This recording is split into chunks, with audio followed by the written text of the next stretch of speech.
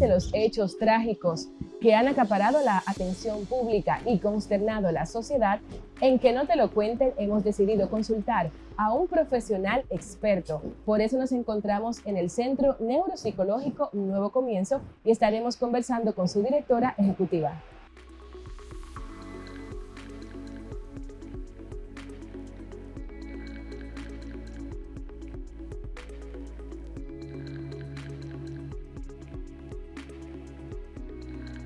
Bien, estamos aquí con la doctora Norma Duarte, fundadora y directora ejecutiva del Centro Neurológico Nuevo Comienzo, y estaremos conversando sobre la importancia de la salud mental, la importancia de reconocer esas red flags o alertas rojas que nos indican que es importante. Además, estaremos hablando acerca de las políticas públicas que la doctora, como autoridad experta, recomienda para paliar esta nueva pandemia que afecta a nuestro país. Bienvenida a esta entrevista, doctora Duarte. Muchas gracias por recibirnos en su centro.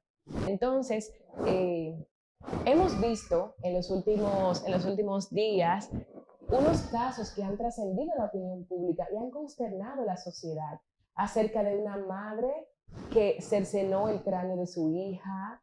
Vemos una madre que se lanzó con su niña de 5 años en brazos de una azotea, y el más reciente, una madre que decapitó a su niña de 6 años. Entonces, viendo todos estos casos, nos damos cuenta qué tan importante es conocer y saber acerca de la salud mental. ¿En qué medida o en qué grado usted le atribuye trastornos de salud mental a estos casos que hemos visto recientemente?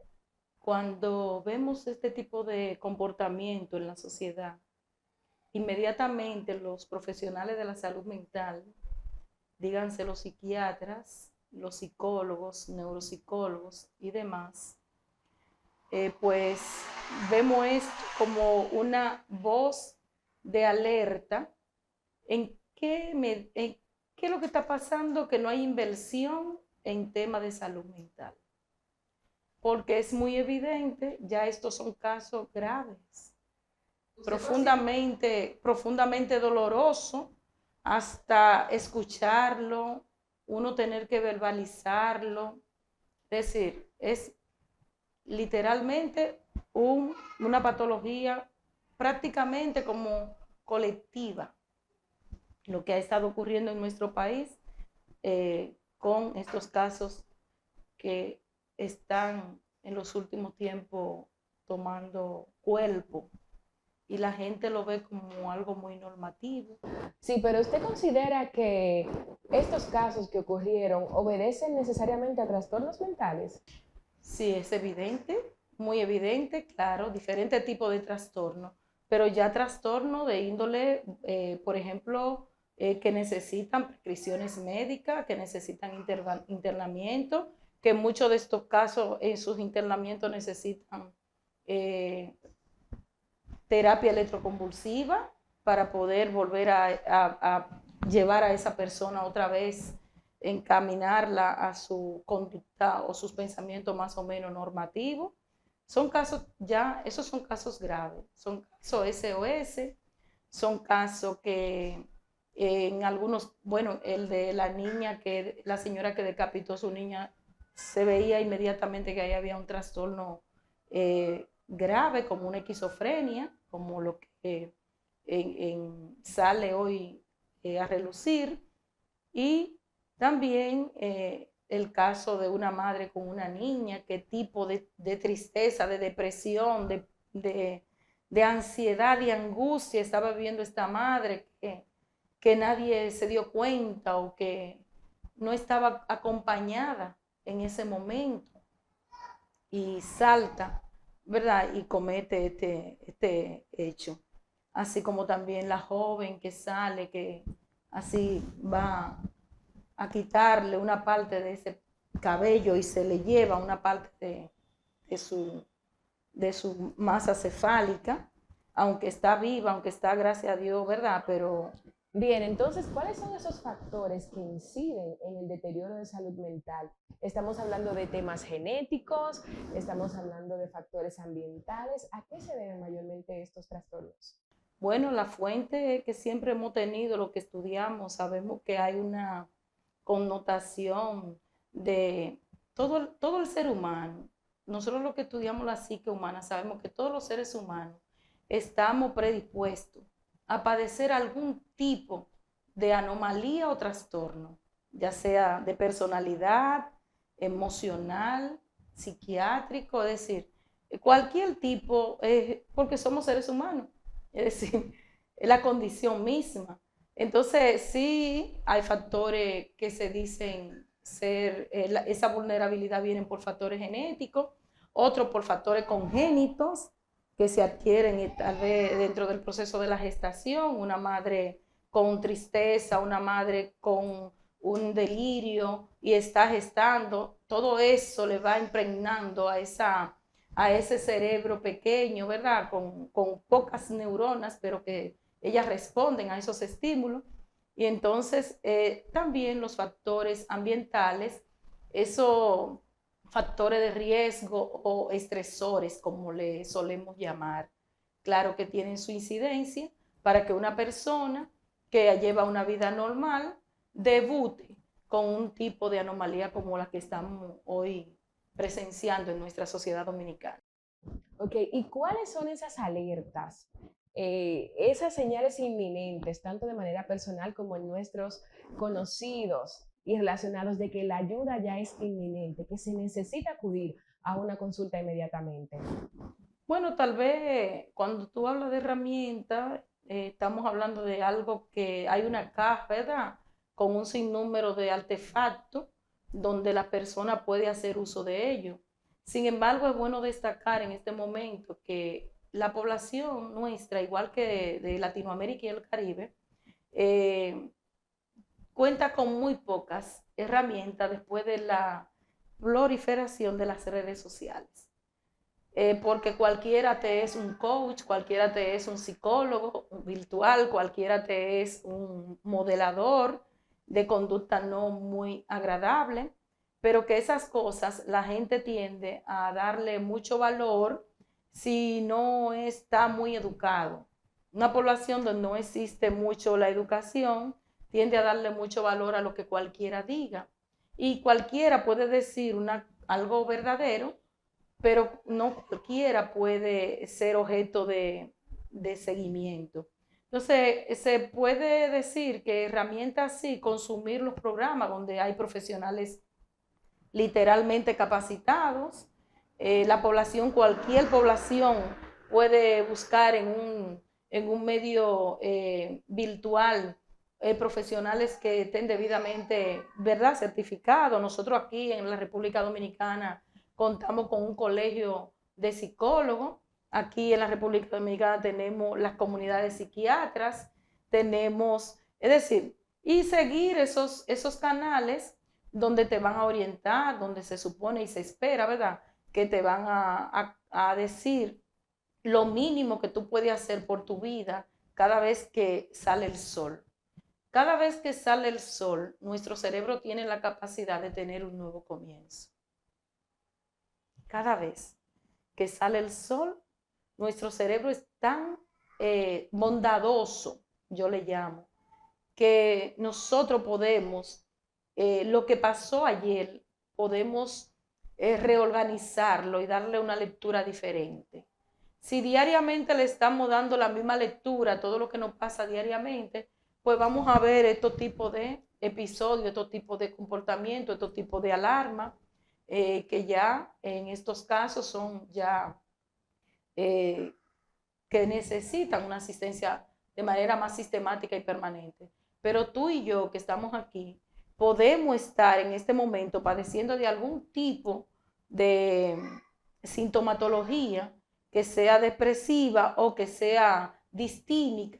Una distimia es una tristeza que pasa ya de los 2 años, una depresión que ya de la depresión se desbordó en otra depresión más grande y se convierte en un comportamiento persistente de tristeza, y esa gente tiene ese tipo de comportamiento, personas tienden a tener comportamiento a veces agresivos o comportamiento donde hay que cuidar. esa convivencia con ese ser. Y siempre en la familia, por ejemplo, hay pistas. Siempre hay pistas. Esas herramientas pueden estar dentro de ese componente de pista. A veces tú tienes un niño que un padre, por no escucharlo llorar de manera natural, que antes le decían llore para que desarrolle sus pulmones, ahora un padre que no quiere oír ese llanto normativo de un niño, le empieza y le da un dispositivo electrónico, está dañando todo su sistema neuronal, está descompensando ese cerebro. Y imagínese usted, eso está pasando por falta de educación y falta de también de que haya una política de Estado, literalmente, que quiera atender esos temas de salud mental. En ese mismo tenor, vi un titular recientemente que decía que el 60% de los pacientes de consultas psicológicas son adictos a la tecnología. Y esas adicciones a las redes sociales, plataformas y tecnología, ¿cómo afecta la salud mental de las personas en estos días?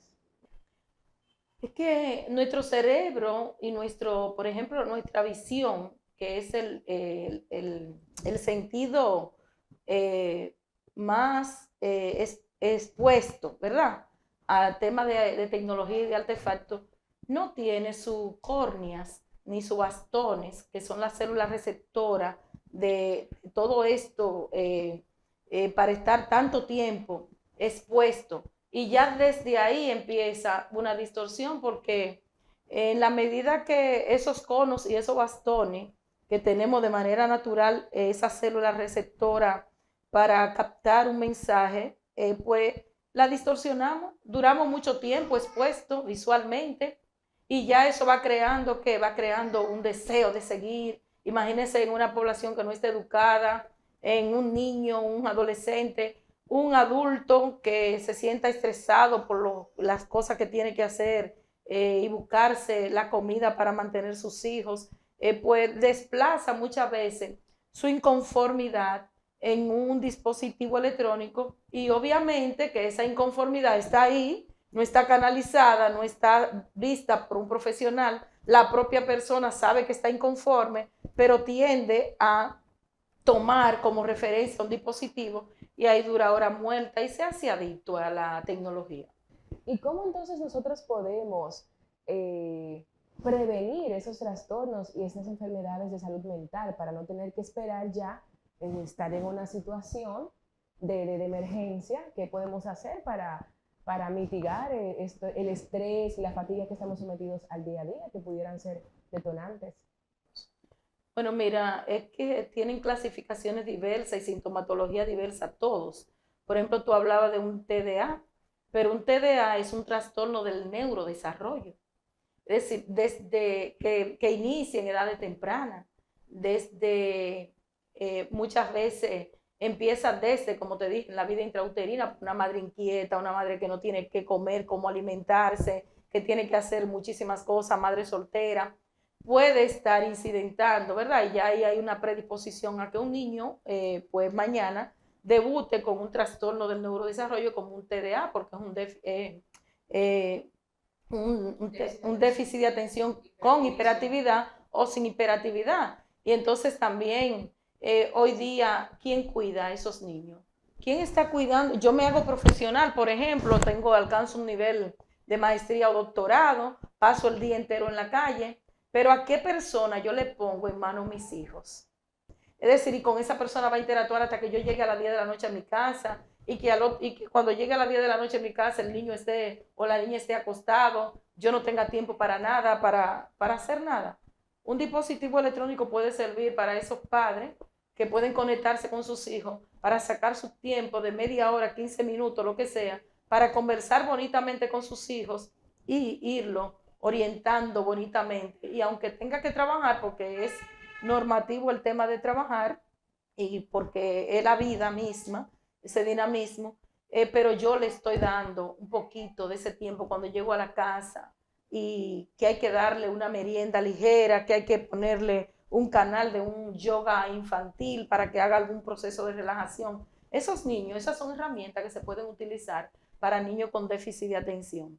En el caso de la tristeza, hay ansiedad, como dice, ansiedad es una expectativa, algo que no sabemos, que por lo general, si buscamos la literatura, las personas que padecen de ansiedad casi nunca logran ver esos pensamientos hechos realidad.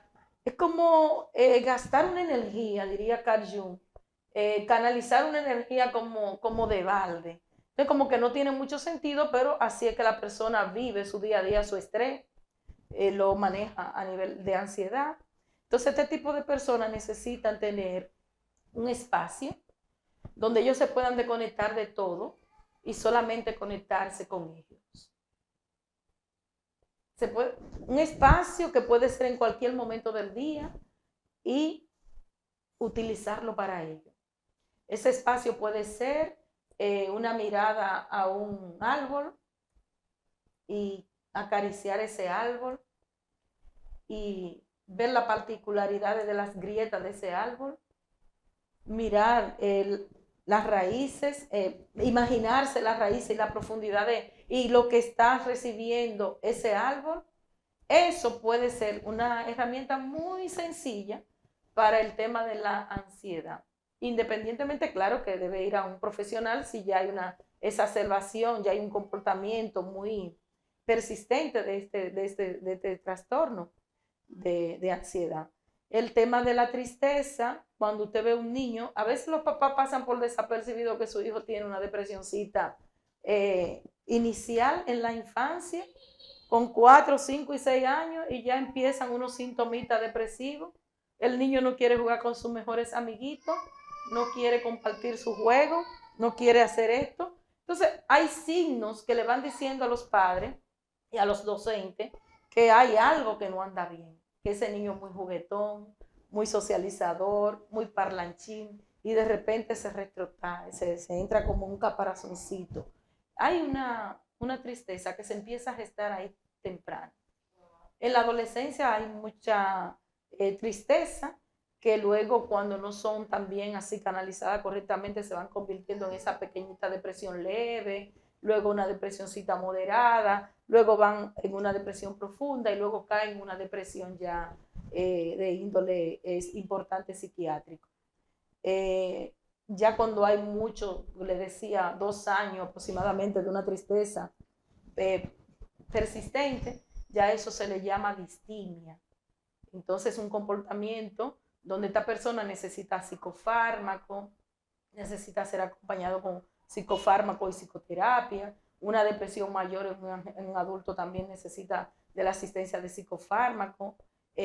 Una ansiedad muy ya prolongada, sistemática, y que se ve que la persona ya está teniendo como un delirio de que esa ansiedad le va dando como una especie de delirio, como que sí, porque puede empezar un estado de pánico, que tú sientes como una taquicardia, como que no sientes el aire, que el corazón se te va a salir. Es decir, son signos que empiezan silencioso en la vida del sujeto. Empieza de manera muy enmascarado y a veces la propia persona se da cuenta que está teniendo estos signos y lo va detectando la propia persona y se va dando cuenta, pero sin embargo no va a acudir a la asistencia profesional y eso se va agudizando. Y cualquier cosita muy simple detona una patología ya para hacer lo que hoy estamos observando y presenciando lastimosamente. Bien, hemos visto recientemente cifras alarmantes. Principalmente en los debates, los presidentes, se habla de que solo existen 300 psiquiatras para toda la demanda nacional, pero también vemos estudios que hablan de el 70% del dominicano pudiera padecer un trastorno, y también hemos visto algunos esfuerzos del Ministerio de Salud Pública para mitigar esta situación. Vi recientemente que establecieron una línea de contacto y que extendieron ese horario. Entonces, usted como experta, como voz autorizada, ¿cuáles otras medidas usted recomendaría como políticas públicas para mitigar esta situación nacional? Bueno, yo en el 2018 escribí un pensamiento que me gustaría incluso leerlo. Me gustaría leerlo porque todavía se mantiene vigente. Mire, para mí el hecho de Para mí es un caramelito casi envenenado lo que hace el Ministerio de Salud Pública en nuestro país. Así es. Es como una paletita envenenada, hay una línea, pero ¿quién accesa a esa línea? ¿Quién está detrás de esa línea? ¿Qué profesional está detrás de esa línea? Eso no es una cosa masiva, eso es un caramelo envenenado. A una persona como nosotros que sabemos lo que significa el hacer un proyecto de política pública, es que todas las ARS debieran tener acceso. Es obligatorio que en cualquier país del mundo que se respete la dignidad del ser humano,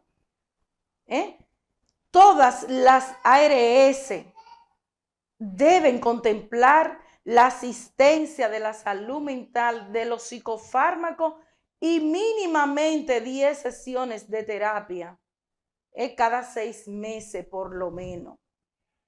Es decir, que en el año una persona pueda accesar 20 veces a un profesional de la psicología y que eso debe estar cubierto. Entonces, para mí es como, a mí me asquea, la palabra es asquea, me asquea, me hace sentir como que juegan con la inteligencia de un pueblo en nuestro país. Y eso no lo ha hecho, no lo estoy hablando por ahora en coyuntura de un gobierno X, sino que eso es ancestral. Entonces yo escribí en el 2018, a raíz de eso, este pensamiento que quiero que quede como era en ese momento del 2018. Aquí ha llovido un poquito y luego la pandemia. Esto fue mucho antes de la pandemia, si te fijas. Dice, un país que invierte en salud y bienestar emocional es un país habitable. El nuestro, República Dominicana, se ha ido convirtiendo en una especie de selva. Urge rescatarla, a menos que sea una especie de estrategia patológica. Mientras más gente enfermo mentalmente, más caldo de cultivo tengo yo para hacer con esas mentes lo que yo quiero. Así que a mí no me hable el Ministerio de Salud Pública, no, que no me dé ese caramelito envenenado, que no es así.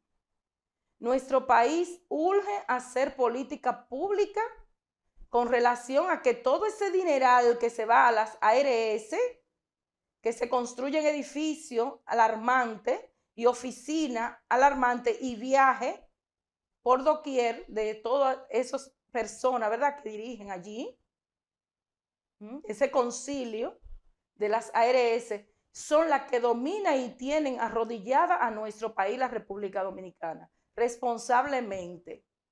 Norma Duarte le dice a ustedes que ustedes son lo que han creado el que en este país hayan todos esos casos sin asistencia. Usted se compra una libra de arroz y en una libra de arroz usted está dejando un porcentaje per cápita para la población. ¿Dónde va ese dinero? Usted se compra un pantalón y mientras más caro se lo compra, más dinero usted destina para ese presupuesto general de la nación.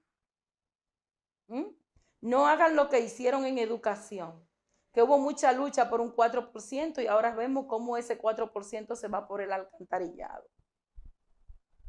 Mucho goce, muchos congresos, muchos viajes, muchos viáticos, muchas buenas comidas y demás.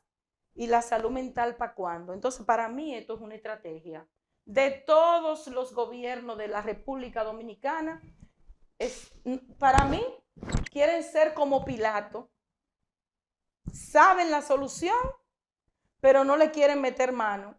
Mejor prefiero irme a un rincón y lavarme las manos y empezar a darle a un pueblo que gime, que ya no tiene de dónde agarrarse, y que en cada familia de nuestro país, de la República Dominicana, puede haber una persona, cuando no más, que tal vez el sistema completo esté dañado, con problemas de salud mental.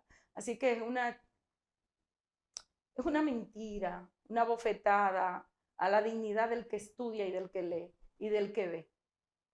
Bueno, entonces me parece que es importante, en base a todo lo que hemos hablado aquí, contactar a profesionales certificados en la materia, preferiblemente colegiados, y verificar antes de asistir a uno de esos profesionales que verdaderamente esté certificado, ¿verdad? Entonces, en base a esto, nos gustaría que usted nos hable un poquito de su formación, del centro, de los servicios que ofrece y ponerlos a disponibilidad de toda nuestra audiencia, tanto digital como también del programa. Sí, mira, nuestro centro está fundado desde el 23 de octubre del 2006. 10 años después de llamarse Centro de Terapia y Psicodiagnóstico Nuevos Comienzos, 10 años después tuve que volver a cambiar el nombre ya porque adquirí una maestría en neuropsicología y entonces le cambiamos a Centro Neuropsicológico Nuevo Comienzo a partir del año 2018, que es cuando nos mudamos a estas instalaciones. En el caso nuestro, hemos pasado de ser psicóloga escolar, que fue nuestra primera licenciatura, a maestría en psicología clínica, en educación superior, porque somos docentes de la universidad. Hacemos varias investigaciones a nivel de asuntos de salud mental y de educación. Y entonces también el tema de varias certificaciones como terapia cognitiva conductual del Instituto de Beck, terapia eh, de un seguimiento de salud para las personas que sufren y padecen de enfermedades terminales. Tenemos certificaciones en la investigación del autismo con TEA Internacional. Y recientemente, en el 2022, hicimos un tema de un doctorado en ciencias humanísticas, que es donde surge nuestra tesis doctoral como una investigación de los trastornos del neurodesarrollo. Y recientemente pues, pusimos a publicar el libro de trastornos del neurodesarrollo, que es el primero en el país, que es como un manual para que la gente con un lenguaje sencillo entienda de qué se tratan los trastornos del neurodesarrollo y en la casa puedan apalear un poco y en la escuela pues llevar a cabo algún tipo de rutina para estos tipos de casos. Aquí se ofrecen servicios desde la vida intrauterina. Tenemos más de 15 años haciendo un ejercicio con esas madres embarazadas, estabilizando ese embarazo y estimulando esa vida intrauterina. Porque no es como dijo John Luke una vez, que el cerebro del niño es tabula rasa. El cerebro del niño, desde que se forma en la primera semana, ya hay una serie de neuronas que están impregnadas de estímulos y que esos estímulos se pueden ir pues desarrollando y estimulando desde esa vida intrauterina. Entonces trabajamos todos los trastornos del neurodesarrollo con niños y adolescentes, el TEA, el autismo, el déficit de atención, las discapacidades intelectuales, pero también trabajamos los trastornos neurodegenerativos, que son aquellos con el tema del Alzheimer, damos tratamiento y rehabilitación neurocognitiva aquí, y tenemos un método que hemos desarrollado para conversar como una técnica que se le llama el neurodiálogo, aparte de las terapias tradicionales del psicoanálisis y el junguiano que utilizamos. Es decir, que hacemos un enfoque un poco holístico, con esto profundizando en cómo responde ese cerebro de esa persona, de ese usuario que viene a nuestro centro, y comenzamos a trabajar en la medida que vamos conociendo y respetamos esa diversidad. Aquí habemos varios psicólogos en este centro y cuando necesitan un acompañamiento de un neurólogo o de psiquiatra, nosotros lo derivamos a nuestra cartera de profesionales bien capacitados. Bien, muchísimas gracias, doctora Norma, por recibirnos en este centro. Realmente usted hace aportes significativos al sistema de salud dominicano a través de esta larga trayectoria. Esperamos que muchos de ustedes se hayan sentido identificados y también motivados a buscar esa ayuda que todos necesitamos para, como mencionó la doctora, para poder ser exitosos, para poder tener una vida equilibrada y poder contribuir no solamente al desarrollo de nuestra familia, sino también al desarrollo de la sociedad. Tenemos que normalizar, buscar ayuda. La salud mental es vital para nuestra vida plena. Continuamos y regresamos al estudio.